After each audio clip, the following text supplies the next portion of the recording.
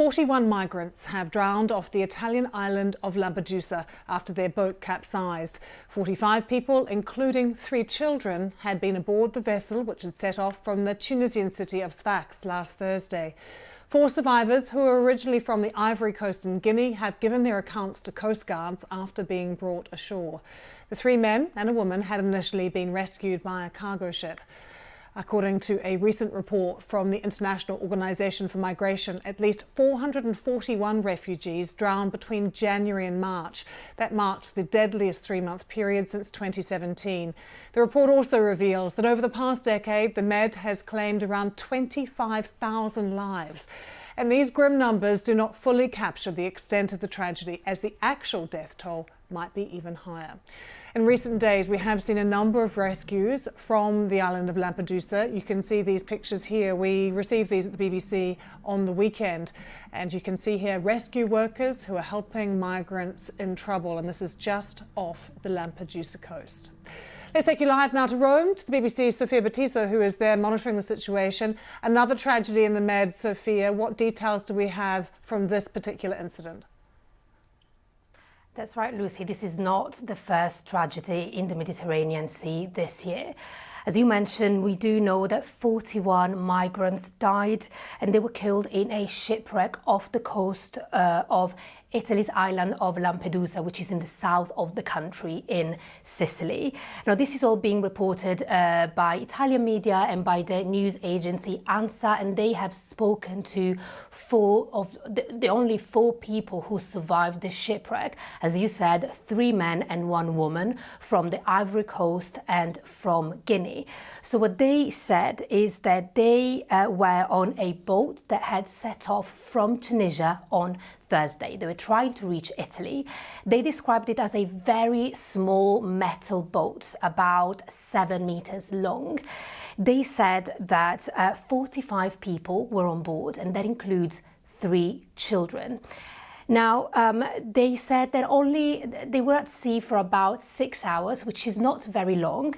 They were sailing in the Sicilian Channel, and that's when the boat capsized and sank. Apparently, the boat capsized because of a very big wave that threw everybody who was on board into the water. And now the survivors said that out of the 45 people who were on that boat, only 15 of them were wearing life vests. They were left in the water at sea for several hours before they were rescued by a cargo ship and brought to the island of Lampedusa today.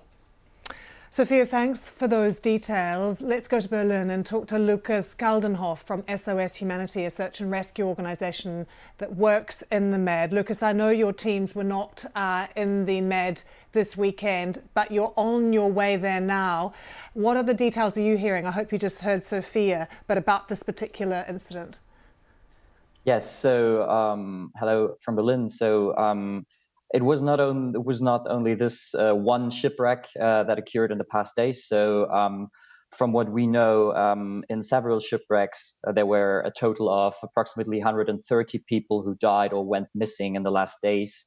And this is absolutely devastating numbers. But at the same time, it shows once again that there is huge necessity for states to take their responsibility to send vessels capable of rescuing people on the move and to coordinate such distress cases. Lucas, there are these new Italian laws that are restricting rescues at sea. How are those laws impacting on your organisation and the work you do?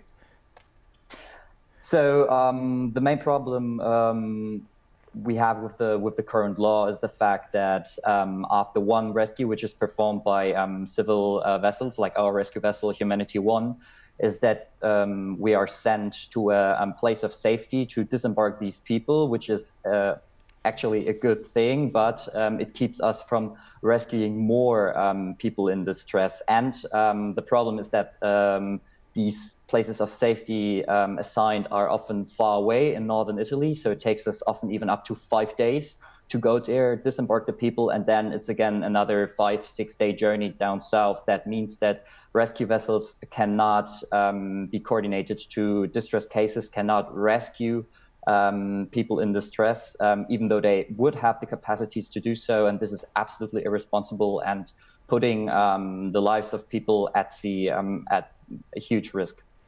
More broadly, do you think European authorities are making enough of an effort to try and provide safe and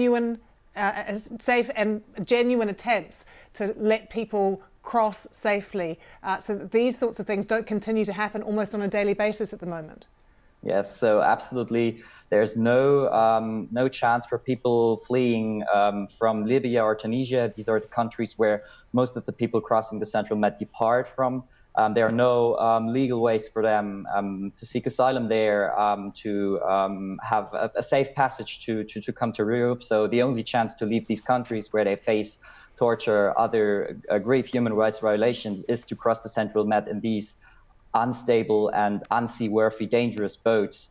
And the EU is absolutely not making any effort to stop the mass dying at sea. What it would need is a EU-wide and state coordinated search and rescue program, to rescue people in distress. But this task is mainly taken over by civil actors like NGOs like us as humanity. But for sure, it is not the responsibility of the society to rescue people at distress. This is responsibility of the governments.